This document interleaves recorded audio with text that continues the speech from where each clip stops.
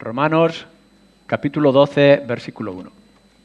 Así que, hermanos, os ruego por las misericordias de Dios que presentéis vuestros cuerpos en sacrificio vivo, santo, agradable a Dios, que es vuestro culto racional. No os conforméis a este siglo, sino transformaos por medio de la renovación de vuestro entendimiento, para que comprobéis la buena voluntad de Dios, agradable y perfecta. Digo, pues, por la gracia que me es dada a cada cual que está entre vosotros, que no tenga más alto concepto de sí que el que debe de tener, sino que piense de sí con cordura, conforme a la medida de fe que Dios repartió a cada uno.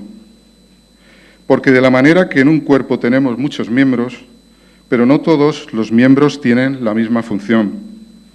Así nosotros, siendo muchos, somos un cuerpo en Cristo y todos miembros los unos de los otros. De manera que teniendo diferentes dones según la gracia que nos es dada, si el de profecía, úsese conforme a la medida de la fe, o si de servicio, en servir, o el que enseña en la enseñanza, el que exhorta en la exhortación, el que reparte con liberalidad, el que preside con solicitud, el que hace misericordia con alegría. El amor sea sin fingimiento. Aborreced lo malo, seguid lo bueno. Amaos los unos a los otros, con amor fraternal.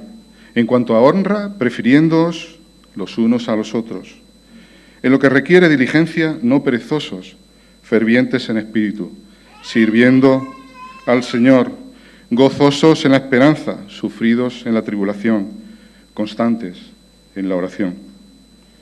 Compartiendo para las necesidades de los santos, practicando la hospitalidad. Bendecid a los que os persiguen, bendecid y no maldigáis. Gozaos con los que se gozan, llorad con los que lloran. Unánimes entre vosotros, no altivos, sino asociándoos con los humildes. No seáis sabios en vuestra propia opinión. No paguéis a nadie mal por mal. Procurad lo bueno delante de todos los hombres. Si es posible, en cuanto dependa de vosotros, estad en paz con todos los hombres. No os venguéis vosotros mismos, amados míos, sino dejad lugar a la ira de Dios, porque escrito está: mía es la venganza, yo pagaré, dice el Señor. Así que, si tu enemigo tuviere hambre, dale de comer. Si tuviere sed, dale de beber. Pues haciendo esto, ascuas de fuego amontonarás sobre su cabeza. No seas vencido de lo malo, sino vence con el bien el mal. Que el Señor bendiga su palabra en este día. Dice así, 2 Corintios, capítulo 13, versículo 11. Por lo demás, hermanos, tened gozo, perfeccionaos, consolaos, ser de un mismo sentir y vivid en paz. Y el Dios de paz y de amor estará con vosotros.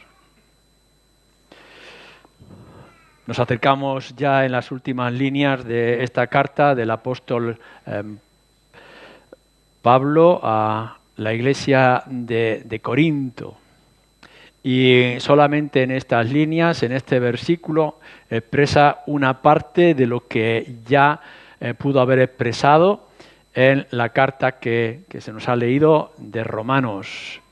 Toda no solamente salutación, sino ánimo y oraciones, propósitos para la iglesia. El apóstol Pablo, en un resumen que pudiéramos hacer de todo lo que hemos estado viendo a lo largo de, creo que son 3 años de Corintios, él ha estado hablando de su gozo y de la alegría que le producen ciertas situaciones y cosas en la iglesia, como el que había sido ofensor, se haya arrepentido y se haya restaurado y que la iglesia lo restaure. Se goza en el celo que tienen a la hora de proveer para la ayuda en Jerusalén, que muestra que la iglesia de Corinto tiene una visión global, es decir, lo que reciben también ahora lo comparten con otras situaciones difíciles de los hermanos en Jerusalén. También tiene que instruirles acerca de ciertos asuntos que parece que están todavía a medias de solucionarse y a la misma vez tiene que hacer algunas correcciones serias. Tiene que defender su ministerio pastoral o apostólico y la autoridad que tiene a la hora de traer la palabra de Dios, su persona o ministerio y el evangelio que proclama están unidos y no se pueden separar. Es decir, que hemos podido ver y podemos seguir una larga instrucción y formación a la iglesia de Corinto, y entonces él, como si en las últimas líneas pareciera que falta algo, nos introduce o nos incluye estas líneas. Por lo demás, además de todo, con todo lo demás que ya se ha dicho, hermanos, tened esto o hacer aquello otro. Y entonces yo quisiera que en esta mañana nosotros, en primer lugar, los que somos miembros de la Iglesia y compartimos ese mismo espíritu, ánimo, motivaciones, horizonte o metas que tenemos, pero también vosotros, los que venís como creyentes de otros lugares y que quizá vuestra memoria esté en vuestras iglesias locales o estéis buscando el poder ser parte de nuestra iglesia, o aquellos que incluso no sois creyentes, pero que estáis en la investigación, en el autoanálisis, en vuestro propio corazón, yo quisiera que pudiéramos mirar qué concepto tenemos nosotros de iglesia y que pudiéramos ver qué calidad de iglesia queremos, lo que somos y lo que queremos.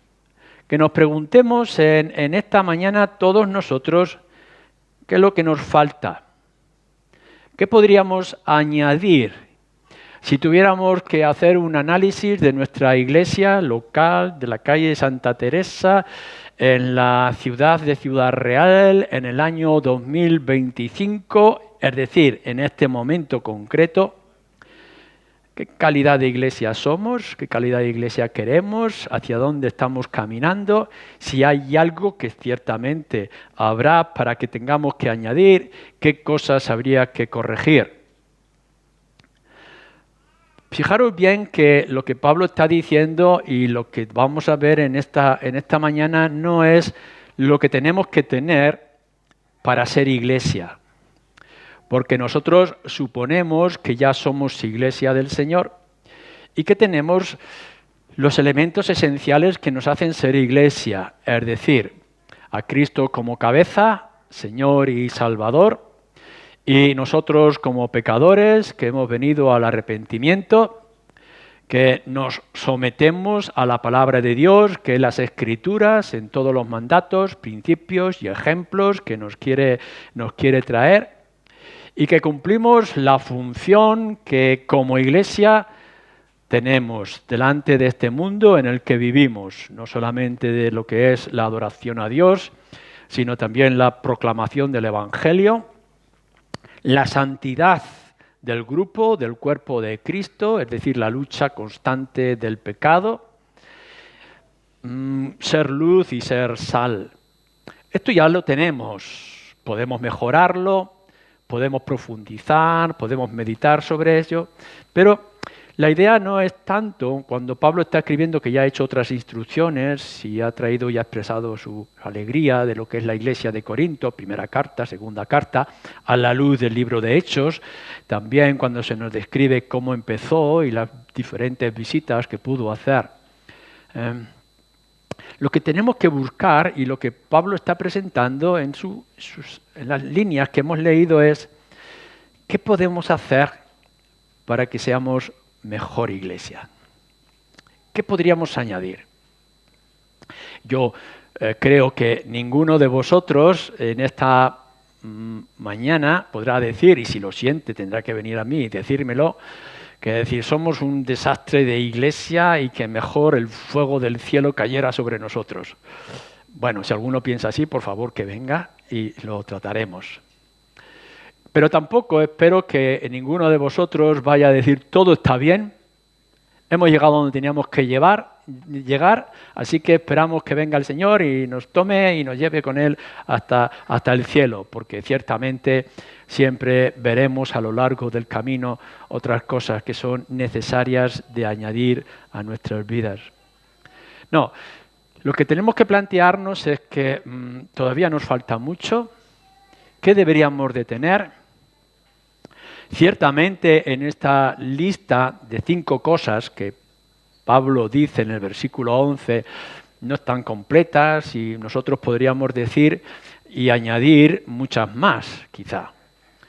Creo que deberíamos de profundizar en lo que es el amor cristiano, el amor fraternal los unos con los otros, el lugar de la oración para que oremos más y oremos mejor, los unos por los otros, elementos de santidad concreto, la fortaleza de la familia como núcleo de la sociedad. Hay tantas cosas que pudiéramos decir hay que añadir a la lista.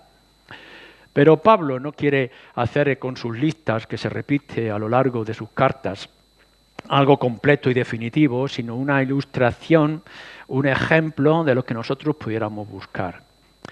Así que nosotros buscamos un análisis de estas 5 cosas que Pablo nos está diciendo y meditamos para nosotros mismos si esto es así en nosotros o habría que hacer algo más. No podemos asegurar que lo que Pablo está diciendo aquí simplemente sea un deseo que vosotros estéis de esta manera. No podemos decir que sea solamente una petición, estoy rogando a Dios para que estos elementos del gozo, la perfección, etcétera, estén con vosotros. Podríamos unir toda esto una mezcla de sentimientos, emociones a la hora de terminar la carta. Así que en esta mañana, tú y yo, cada uno de nosotros, que somos parte de esta iglesia y de esta congregación, vamos a buscar si tenemos que orar por esto, si tenemos que esforzarnos en añadir esto, si es un deseo interno a nuestro corazón y si vemos que hay algún tipo de laguna en nuestra vida como iglesia con respecto a estas cosas, pero nunca como algo completo, porque siempre habrá mucho más que podamos añadir. Así que nos dice así Pablo, por lo demás, hermanos, tened gozo. Si hacéis un repaso por la carta, solamente en esta carta, en el capítulo 2, versículo 3, capítulo 6, versículo 10, capítulo 7, versículo 4, varias veces en este capítulo 7, en el capítulo 12, una y otra vez en este mismo capítulo anteriormente nos está hablando de Pablo que siente gozo. Me gozo en esto, me gozo en aquello, el gozo, el gozo, el gozo, el gozo. Fijaros cómo lo expresa en el capítulo 7, versículo 4. Mucha franqueza tengo con vosotros, mucho me glorío con respecto de vosotros, lleno estoy de consolación, sobreabundo de gozo en todas nuestras tribulaciones, incluso en medio de la tribulación, las circunstancias. Pablo y una y otra vez está repitiendo el gozo, el gozo, el gozo. Un gozo que desea para los hermanos en Corinto, capítulo 1, versículo 24, o el gozo que él mismo está sintiendo una y otra vez en su memoria, en su corazón y sentimientos para con la iglesia de Corinto. Siempre vamos, y quizá por esas canciones que cantamos antiguas de regocijaos en el Señor siempre, que nos dice en Filipenses capítulo 3 y capítulo 4. Pero en realidad el gozo que Pablo siente y que tiene es constante. Y ese mismo gozo de Pablo es el que él desea que tenga la iglesia. Y uno podría decir en esta mañana, hombre, a mí me gustaría tener el gozo que tiene Pablo. Pero claro, es que las situaciones que yo estoy afrontando o que estamos afrontando como iglesia son diferentes, son más difíciles, etcétera. Pero lo que Pablo lo está diciendo es que no importa en qué circunstancias tú de manera personal te encuentres, ya sea que tengas una lucha fiera con el diablo, las tentaciones o el mundo en esta hora, o ya sea las circunstancias difíciles que podamos tener como iglesia. Ya sabéis que estamos afrontando todos estos retos que nos trae el local nuevo que queremos tener o la obra misionera que nos gustaría extender. Bueno, si las cosas fueran mejores, entonces habría gozo, pero Pablo no está diciendo esto. Lo que Pablo está diciendo es que no importa de dónde venga, no importa de cómo sea, no importa las circunstancias, tenemos que tratar, dice Pablo anteriormente, esta falta de disciplina que habéis tenido, tenemos que tratar estos conflictos, primera carta de Corintios, acerca del pan y el vino, acerca de la idolatría, de las tentaciones que hay, de cómo algunos quieren minar el ministerio. Todas esas cosas hay que tratarlas, están en la iglesia, pero a pesar de todo eso, dice, gozaos. Gozaos.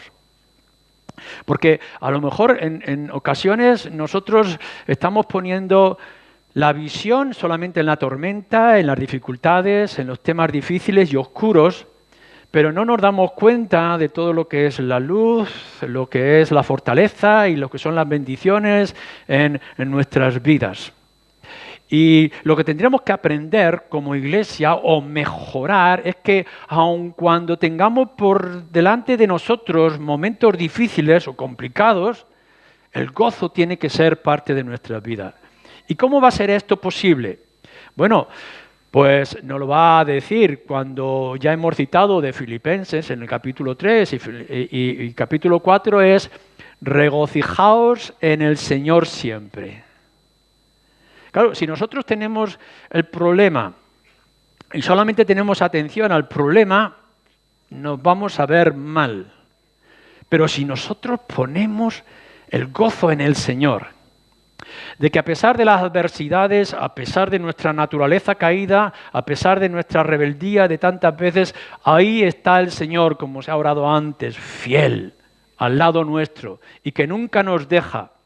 ¿Cómo no vamos a sentir gozo teniendo un Señor como el que tenemos?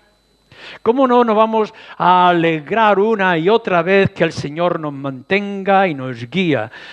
¿Cómo nos sostiene en medio de la adversidad y nos abre esa ventana del cielo que nos ilustra lo que nos espera hasta el día en que la puerta del cielo se abra y entonces Él nos reciba y que pronto cumpla lo que Él ha prometido, un hogar, un lugar, una morada en la casa de su Padre? Gozo en el Señor cuando miramos a la cruz, gozo en el Señor cuando le vemos resucitado, gozo en el Señor cuando viene a nuestras vidas, gozo en el Señor cuando esperamos acerca del futuro. Que el gozo sea algo no solamente teórico, sino que sea real en el Señor y que sea real todos los días de nuestra vida, como individuos, pero también como iglesia, que es el tema que nos trae en esta mañana. Pero también nos dice en la Escritura, y nos lo muestra, hermoso salmo el que nos dice en el Salmo 113, o 133, es qué bueno es cuando los hermanos se juntan en armonía. Y que de pronto podamos ver, no tanto este hermano, fíjate esta persona cómo era en su vida y que se ha convertido y ahora está aquí en medio de nosotros, sino que te puedas ver tú, pobre sinvergüenza, inmoral, casi como muerto delante de los ojos de Dios y cómo el Señor te ha transformado y te ha hecho formar parte de un cuerpo como este. Y de pronto descubrimos que aun cuando somos tan diferentes, tenemos una historia tan distinta y tenemos cada uno nuestras luchas y nuestros retos, somos parte de un solo cuerpo. Seríamos pulpos si solamente tuviéramos tentáculos. Pero resulta que somos brazos que nos fortalecen, que tenemos pies en el cuerpo que nos hacen avanzar, que tenemos corazones apasionados, que tenemos hermanos que tienen una vista inmensa hacia adelante. Cuán bendito es que el Señor nos haya reunido gente como tú y como yo, viniendo de donde veníamos para formar parte de lo que ahora somos. Y no tiene por qué ser algo ficticio o inventado o forzado. De verdad, mirar ahora, en esta mañana, quién está a tu lado, quién está detrás y quién está al frente, que puedas decir, bendito sea el Señor, que puede transformar vidas como esas, para que nosotros seamos un mismo cuerpo y Cristo sea nuestra cabeza. Cuán importante y bendita es la comunión de los creyentes. Y entonces, cuando Pablo está diciendo tened gozo, no solamente que tengamos gozo por un Dios como el que tenemos, sino que tengamos el gozo por ser el pueblo que somos, redimidos por la sangre de nuestro Señor Jesucristo. Pero es el gozo del Evangelio. Y de pronto descubrimos cuán sorprendente es que no tenemos que ir al mundo a decirle cosas complicadas, de rituales, de sacrificios, de ofrendas, servicio de alguna manera para alcanzar la salvación.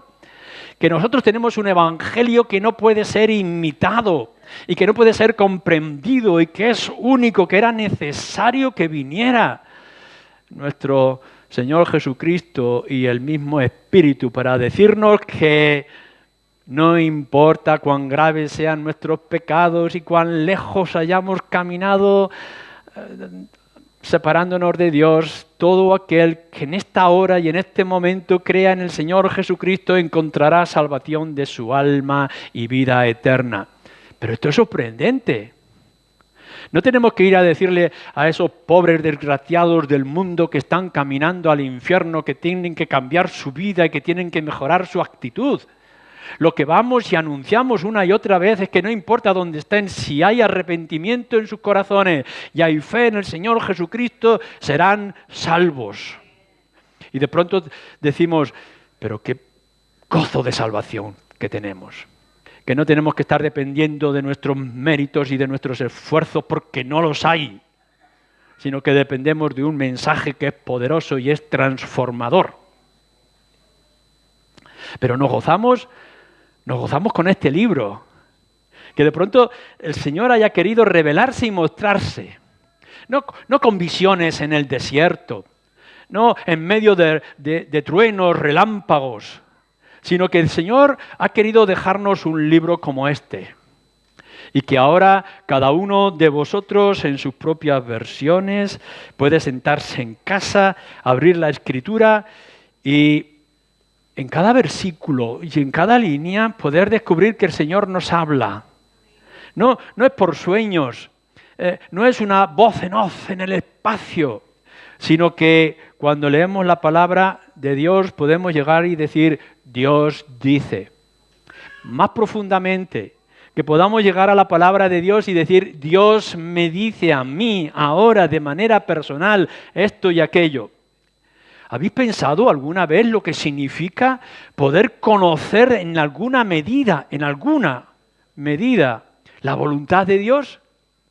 Que Dios te esté hablando y te esté diciendo, esto es lo que yo siento, esto es lo que yo quiero, esto es lo que yo busco, esto es lo que yo te doy, esto es lo que yo te prometo y anuncio. Bendito sea el gozo que podamos tener por tener en nuestras manos un libro como el que tenemos. Y que lo podamos exponer, lo podamos comprender, lo podamos proclamar a aquellos que lo quieran oír. ¿Y qué tenemos que decir acerca de nuestro gozo cuando miramos hacia el horizonte? En otros tiempos, algunos de nosotros podíamos estar sintiendo el temor a la muerte y el tener la duda de qué pasaría con nosotros después de la muerte. No solamente es la manera de morir, sino qué es lo que hay detrás. Y de pronto podríamos sentir tinieblas, por no hablar del fuego del infierno. Pero es que ahora, aun cuando el camino sea largo, lleno de tormentas, en el horizonte lo que tenemos que el cielo abierto para nosotros, el cielo prometido, el cielo anunciado, el cielo seguro. Así que no importa lo que podamos ver, no importa por lo que tengamos que cruzar, no importa el peso que tengamos sobre nuestras espaldas o el dolor que acumulemos en nuestro corazón, sabemos que nuestro destino, el de los creyentes, es glorioso. Y entonces decimos, ¿Qué nos importa lo que nos pueda venir? Si ya no hay infierno, ya no hay ejércitos, potestades del cielo, de la tierra, visibles o invisibles, que nos puedan separar del amor de Dios, que es en nuestro Señor Jesucristo. Tenemos el cielo seguro, porque no depende de nosotros, sino que depende de la obra transformadora y cumplida, satisfecha por el Señor Jesucristo. Así que miramos hacia adelante, vemos el cielo preparado para nosotros por nuestro Señor Jesucristo, y ¿qué podemos sentir sino inmenso gozo por lo que tenemos? Así que Pablo no está diciendo nada increíble, nada sorprendente, y no nos lo está diciendo a nosotros como un esfuerzo. Simplemente analizar dónde estamos y lo que tenemos es para que haya gozo en nuestras vidas. Sí, es verdad, estaréis pensando algunos de vosotros, habrá tiempo de llorar, sí, pero también hay tiempo de reír. Habrá tiempo de afrontar los retos, pero también podremos ver la respuesta de nuestro Señor. ¿Cuántas veces hemos estado en encrucijadas y el Señor nos ha librado y nos ha hecho pasar por todos ellos? Porque hay pruebas, pero siempre hay salidas para las pruebas. Bendito sea el Señor. Así que gozarnos no es difícil, pero tendremos que esforzarnos en poder entender más y mejor todas las bendiciones que han venido a nuestras vidas. Cuando está hablando del gozo, no es el gozo simplemente de exteriorizar de maneras externas, ostentosas, como nos sentimos. No es que el gozo sea simplemente cuando alabamos y glorificamos a Dios con toda la alegría y con todo lo que podamos expresar de nuestros labios. El gozo no es simplemente la risa, la manifestación de felicidad. El gozo es la comodidad y la paz interna en nuestro corazón, que nos dice de manera pausada pero segura nuestro Señor Jesucristo y la Escritura: todo está bien. No te preocupes, todo está bien. Quizá tengamos que pasar por el tiempo del luto y tendremos que pasar por el tiempo de los obstáculos, pero siempre habrá algo en nuestro interior que nos diga: sigue adelante, estás seguro, ya no hay vuelta atrás. La mano de nuestro Señor Jesucristo nos tiene aferrados de manera firme y ya nadie le va a obligar a abrirla. Estamos seguros. Eso es un gozo interno, es especial.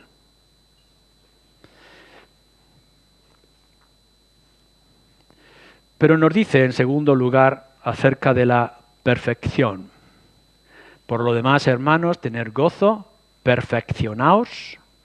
Ya en el versículo 9 nos lo estaba diciendo, si recordáis, por lo cual nos gozamos de que seamos nosotros débiles y vosotros estéis fuertes, y aún oramos por vuestra perfección. Cuando estábamos mirando ese versículo 9, no estábamos diciendo en que llegará un momento en que nosotros estaremos perfectos porque ya no habrá ningún tipo de pecado o que no habrá ningún tipo de daño. Pobre de nosotros, si esto sea así, si este es tu pensamiento, porque Satanás está a la vuelta de la esquina y te va a golpear con todas tus fuerzas para humillarte. No, sabemos que a lo largo de todas nuestras vidas tendremos que estar luchando contra el pecado. Y Juan nos lo tiene que repetir: no os engañéis, si alguno dice que no peca, miente. Se está engañando y está engañando a todos los demás, porque cada uno de nosotros es culpable de una forma u otra de multitud de pecados. Y no será sino hasta que estemos en el día glorioso y en el lugar perfecto, que será el cielo, que dejemos de pecar. Mientras tanto, el pecado estará en nuestras vidas.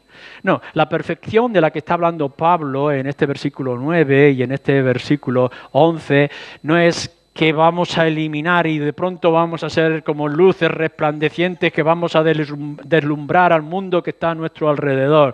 ¿Qué más quisiéramos nosotros en este mundo caído? Solamente Dios lo puede hacer. Y lo puede hacer nuestro Señor Jesucristo, Dios hecho hombre. No hay nadie que pueda decir, nos dice Pablo en los Romanos, que está sin pecado. Todos somos culpables. Pero sí es posible llegar a ser completos en todo lo que la Escritura demanda y espera de nosotros. Cuando está hablando de que busquemos la perfección como iglesia y que lo aplicamos también como individuos, es que cada uno de nosotros vea, que cada uno de vosotros vea lo que le falta para poder llegar a ser el lugar adecuado. Cuando estamos haciendo nuestra propia obra del nuevo local y estamos diciendo para que sea un local para reunirnos, pudiéramos pensar que ya tiene lo básico. Tiene baños, tiene luz, tiene sillas, ya nos podemos reunir. Pero deseamos que haya tabiquería, que haya buen sonido, que haya un suelo adecuado y cada vez iremos añadiendo más. Y aun cuando llevemos un tiempo reuniéndonos, siempre habrá algunos de nosotros que dirá, sería bueno que añadiéramos esto, que pudiéramos tener esto mejor o esto más adecuado. Siempre añadir cosas que nos puedan faltar. En la vida cristiana esto es igual y en la vida de iglesia también. ¿Qué es necesario para que vayamos en el camino de la perfección? ¿Qué es lo que tenemos que añadir de más? A lo mejor pudiera ser que en esta mañana, para que nuestra iglesia fuera mejor, lo que tendríamos que buscar es que tú, incrédulo, te convirtieras. Que vosotros jóvenes que venís casi como forzados por vuestros padres os convirtierais. Y que entonces todos vuestros dones fueran parte de la iglesia.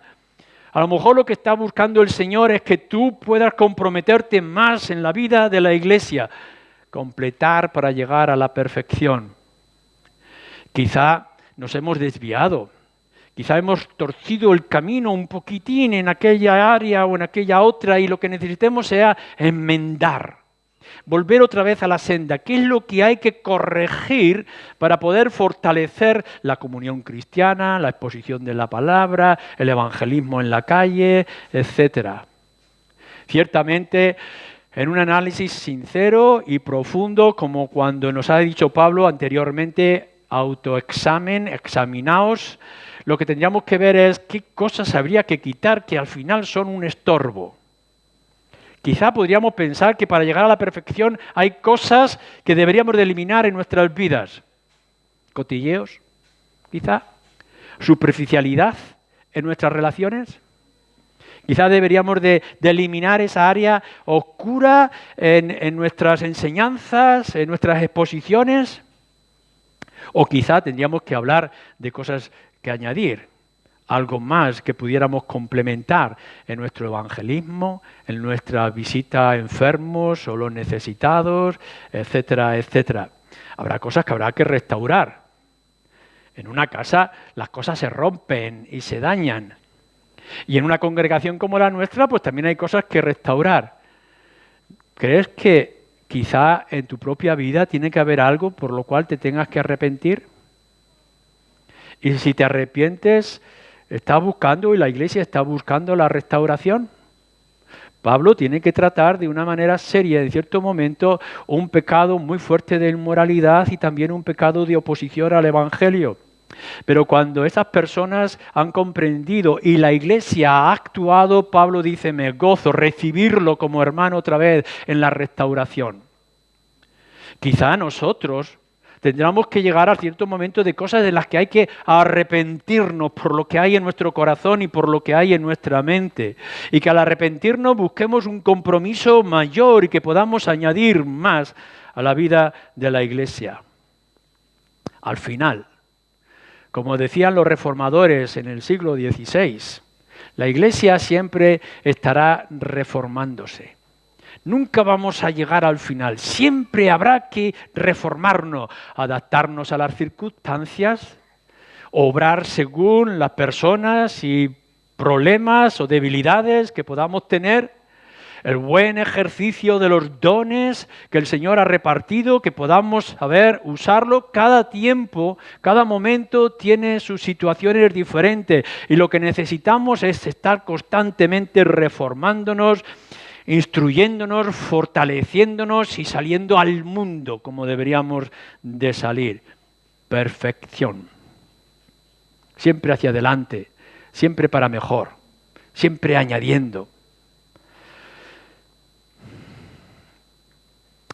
En tercer lugar, el apóstol Pablo nos está diciendo, consolaos. Algunos dicen o traducen la versión de consolar como estimularse. Pero si recordáis en el capítulo 1, al principio de la carta, al versículo 3 en adelante, Pablo habla acerca de la consolación. Nosotros tenemos un Dios de consolación, por tanto hemos sido consolados para que también a la misma vez nosotros podamos consolar a otros. Es un capítulo estupendo y extraordinario para que podamos vernos los unos a los otros en esta constante consolación y ánimo, exhortación, estimulación en medio de las circunstancias. Y Pablo de alguna manera quiere retomar lo que ya dijo en el capítulo 1 para volvérnoslo a recordar también en nuestro propio contexto. Que nos podamos consolar, que nos podamos estimular, que podamos alentarnos, que podamos animarnos. Algunos de vosotros estáis desalentados, problemas de salud, problemas materiales, problemas espirituales que son más profundos. Y quizá podamos estar pensando, o algunos de vosotros estar pensando, ¿y quién puede seguir adelante? ¿Vale la pena? ¿Podré seguir adelante?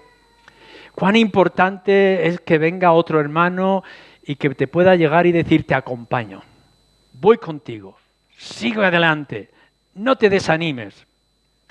Y que pueda estimular para que pueda seguir en el buen camino.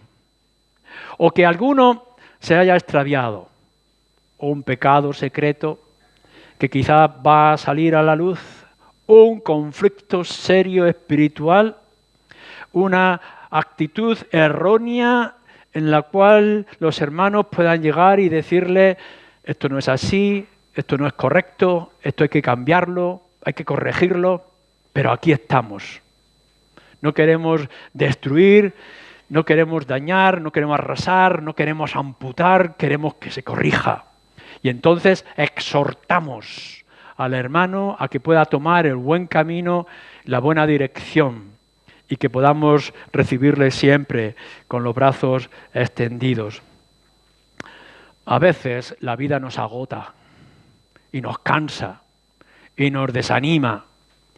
Y quizá podamos sentirnos con más comodidad quedarnos en nuestras casas, seguir con nuestros asuntos. Más que vivir la vida cristiana es sobrevivir la vida cristiana. Y cuán importante es que podamos llegar al hermano y poder decirle, estoy orando por ti para que tu fe no falte. Estoy contigo a tu lado para poder ayudarte a levantarte en esta situación, en estas circunstancias terribles o difíciles. El poder llamar por teléfono, mandar un mensaje, decirle en una nota, estoy contigo, te recuerdo, te animo, sigue adelante, persevera en las cosas del Señor. Consolación, consolándonos los unos a los otros. A veces en la consolación, la estimulación o el ánimo, no hace falta que traigamos sermones. Espérate tú ahora que estás en el lecho de la enfermedad y no puedes escaparte, te voy a meter un sermonazo que ya verás. Y a lo mejor lo que necesita nuestro hermano es la compañía, sentir el abrazo, la mano, el calor. ¿Cuántas veces lo que necesita un creyente herido en la parte de la iglesia es ser escuchado? Que alguien pueda escuchar sus lágrimas, su lamento, su tristeza. ¿Cuántas veces personas han dicho, gracias te damos por la conversación que has tenido? Y dices, si no he dicho nada. Y ellos pueden decir, pero me has escuchado. Consolación. Que podamos consolarnos y animarnos los unos a los otros. La iglesia de Corinto necesitaba gozarse. Claro que sí, gozarnos en el Señor, gozarnos en la salvación, gozarnos en la Escritura, gozarnos en el Espíritu, gozarnos en el futuro prometido y seguro. Y la iglesia necesitaba perfeccionarse, caminar hacia adelante siempre, reformando todo aquello que fuera necesario. Y la Iglesia necesitaba consolarse, que se pudieran consolar los unos a los otros, que los heridos fueran curados, que los cansados recibieran nuevas fuerzas, que los despistados fueran corregidos para tomar la buena dirección, consolación. Pero nos dice, además de esto, sed de un mismo sentir. Esto se repite en diferentes lugares de la Escritura y de las diferentes cartas del apóstol Pablo y aparte también del mismo Pablo. Tener el mismo sentir. Pero qué difícil es esto. ¿Sois todos tan diferentes a mí? Qué desgracia fuera si todos fuerais igual que yo. Lo glorioso es que seamos diferentes, tan distintos en nuestros gustos deportivos, de hobbies, de política. Pero si sorprendente es que cada uno de nosotros tenga una historia tan distinta, más glorioso y poderoso es que podamos estar juntos en el mismo cuerpo y que no nos peleemos. Ser de un mismo sentir, aun a pesar de las diferencias. En el discipulado matrimonial que hemos estado viendo últimamente, siempre estamos diciendo cuán diferente es el hombre y la mujer. Y cuán diferente es uno con su historia familiar a la del otro. Y cómo a veces tenemos que hacer un esfuerzo para que simplemente dos personas puedan convivir varios años. Cuánto más cuando nos juntamos 50, 100 personas y somos tan diferentes los unos a los otros en la edad, en los gustos, en las experiencias. Pero entonces el apóstol Pablo, sabiendo que somos tan distintos los unos a los otros, lo que nos está diciendo es buscar tener el mismo sentir. En los asuntos doctrinales es fundamental. Porque tenemos claro qué es lo que la palabra de Dios nos dice que es fundamental. No podríamos estar en comunión y en unión si no hubiera estos elementos doctrinales, como no se puede mezclar el incrédulo con el creyente en un matrimonio. No es tanto que tengamos el mismo sentir en las doctrinas fundamentales que ya se da por sentado para ser parte de la Iglesia, sino que tengamos el mismo sentir en las cosas secundarias. En los sentimientos, ¿qué es lo que nos mueve? ¿Qué es lo que sentimos? ¿Qué es lo que nos produce placer? ¿Qué canciones cantamos? ¿Cómo las cantamos? ¿Dónde podemos poner o debemos poner sentimiento y pasión y coraje? Que tengamos ese mismo celo interno por las cosas del Señor. Quizá alguno pueda tener su mente puesta en el evangelismo y el otro puesto en el servicio social y el otro puesto en la alabanza y en el otro en la visitación de enfermos o de gente mayor. Pero cuán importante es que todos esos sentimientos los mezclemos y los hagamos fuertes para que todos podamos caminar en la misma dirección. El mismo sentir en los proyectos. ¿Qué es lo que tenemos por delante? ¿Cuál es nuestro horizonte? ¿Qué es lo que queremos conseguir como iglesia? Y aun cuando no todo el mundo ve de la misma manera un nuevo local o los nuevos proyectos de apoyo misionero o las situaciones que afrontar en los retos con el gobierno local, etcétera, que podamos caminar juntos. A veces tú tendrás que ceder. Y otras veces será el otro hermano el que tenga que ceder. Pero todos estamos en el mismo vehículo, todos estamos en la misma dirección. Nadie se puede bajar del coche y buscar otra dirección diferente. Busquemos la comodidad de luchar juntos como iglesia en esos proyectos que tenemos ante nosotros. Las doctrinas secundarias, menos importantes, pero también como parte de nuestra iglesia, los proyectos, los sentimientos, las metas a alcanzar. Esto requiere un trabajo sincero, profundo. Pero para que tengamos el mismo sentir, no es buscar que el otro cambie. Es fácil.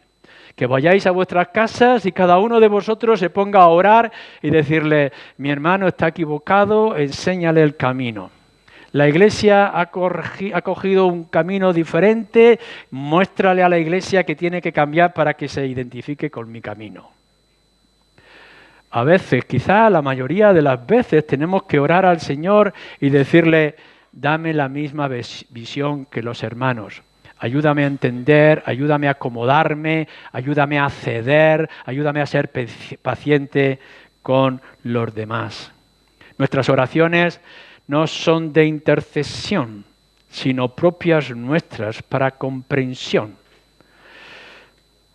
En ocasiones podemos estar pensando en la simpatía, pero otras veces, muchas veces, tenemos que estar pensando en la empatía. ¿Qué es lo que el otro quiere? ¿Por qué lo quiere? ¿Por qué lo quiere de esta manera? ¿Y cómo yo puedo comprender para que podamos tener el mismo sentir? Maridos, intentar comprender mejor a vuestras esposas para que tengáis el mismo sentir. Esposas, escuchar más a vuestros maridos para que podáis tener el mismo sentir.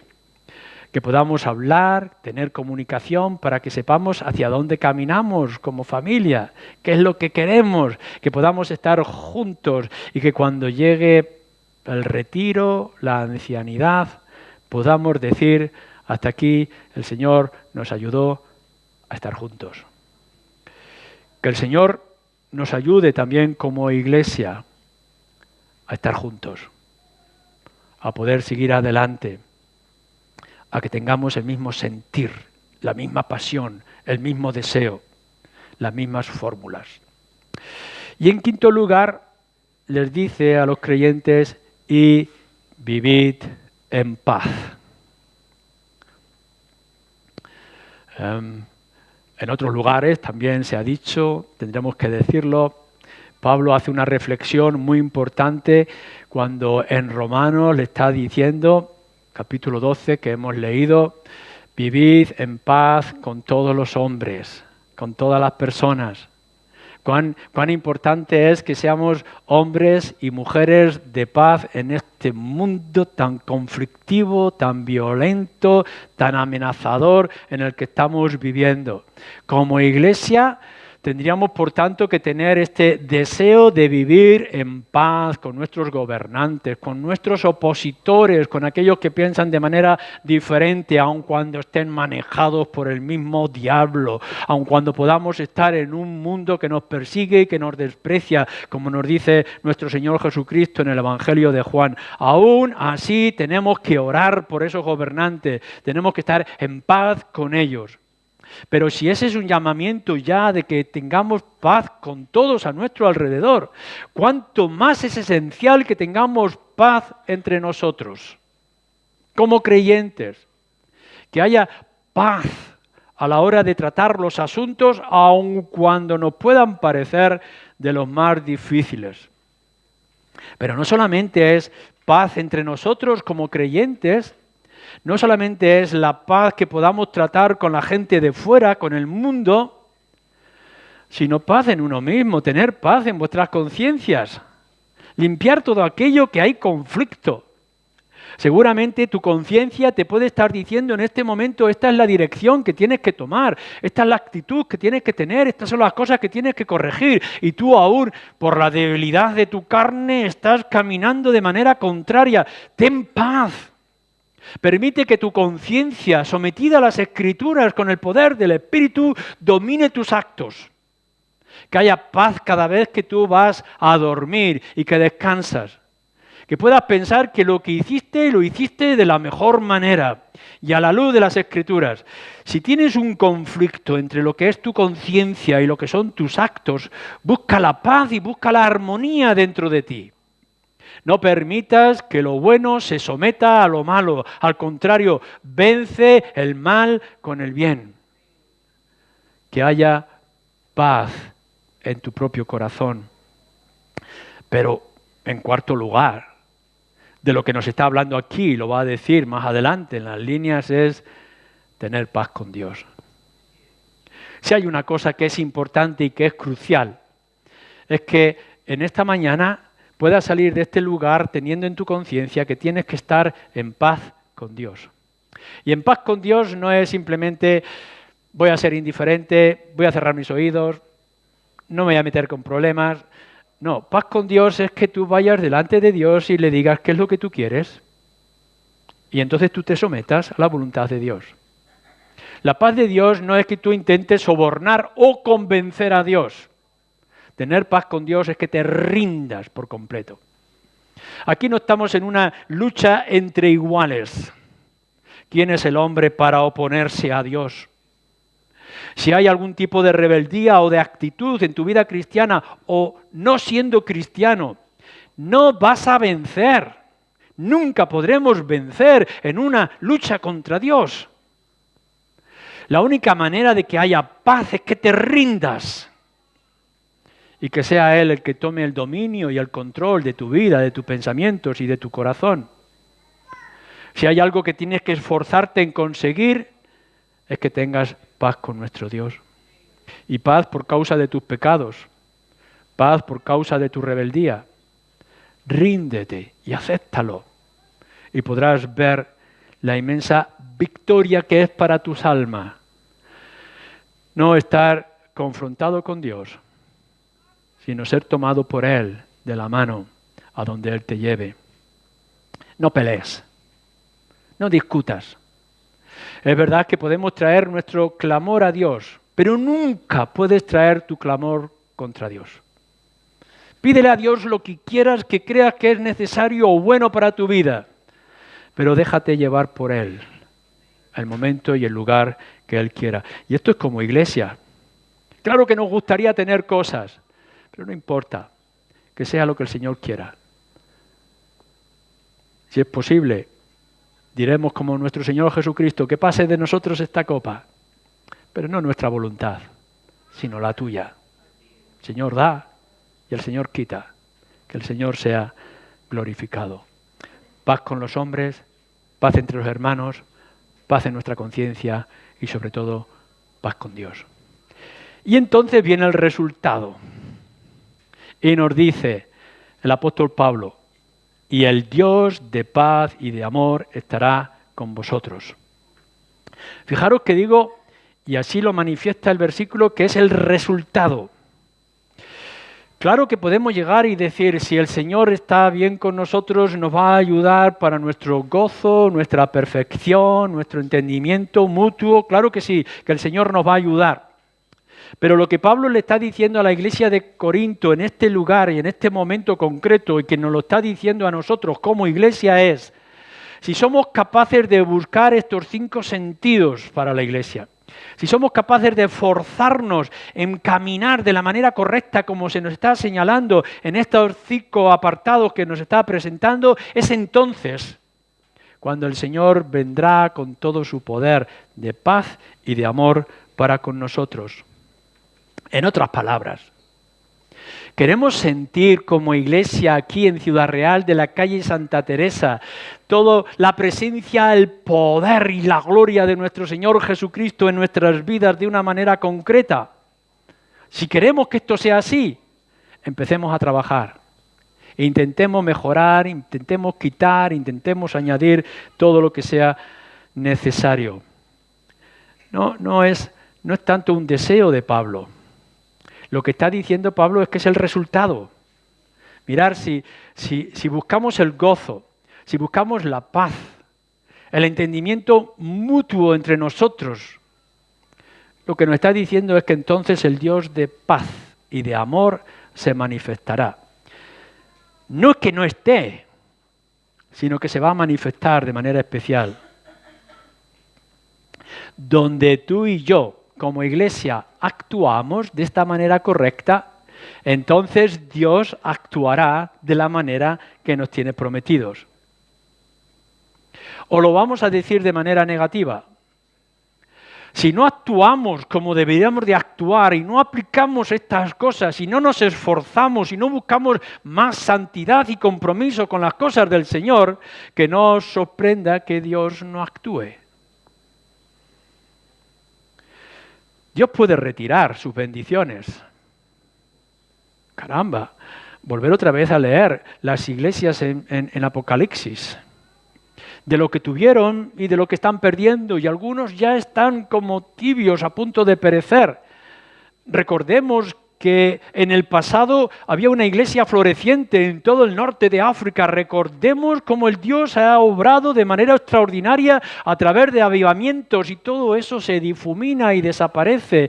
Y lo que nos está diciendo Pablo en estos versículos es, mirar, si buscamos estas cosas como iglesia, entonces podremos ver que el Dios de paz y el Dios de amor estará en medio de nosotros. Se va a manifestar con su gloria y su majestad de una manera concreta, dándonos más paz y dándonos más amor. Y qué privilegio, qué gran bendición sería para nuestras vidas si pudiéramos sentir que estamos como iglesia a bien con Él y que su amor se vierte como una lluvia sobre nosotros. ¿Queremos más de Dios? Ofrezcamos más de nosotros mismos. Amén.